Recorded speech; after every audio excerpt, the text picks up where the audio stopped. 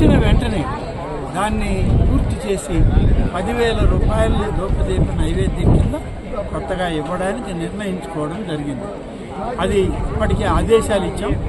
మొదటి విడత ముందుగా ఇస్తున్నటువంటి 5,400 ఆలయాల్లో రెన్యువల్ చేసాం. కొత్త ధూపదీప నైవేద్యం కొత్త ఆలయాలను ఇవ్వడానికి ఇవాళ అన్ని చర్యలు తీసుకుంటున్నాం.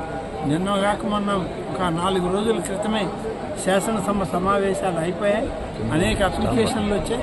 అప్లికేషన్లు అన్నీ కూడా స్క్రూటినీ చేస్తున్నారు అధికారులు. ఒకసారి స్క్రూటినీ పూర్తయ్యాక కొత్త ఆలయాలకు కూడా ధూపదీప నైవేద్యం ఇవ్వడం జరుగుతుంది. తిరుమలలో మఠాలు అలాగే పీఠాలు అనేకం ఉన్నాయి.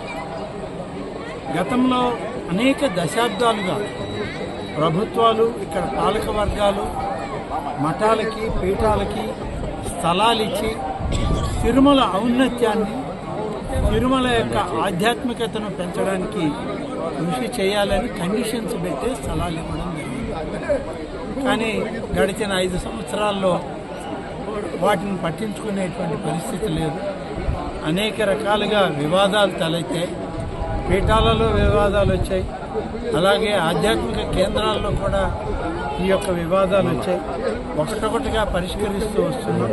ఇటీవలే పాలకవర్గం వచ్చింది. కొత్త పాలకవర్గం కూడా దీని మీద దృష్టి సారించింది.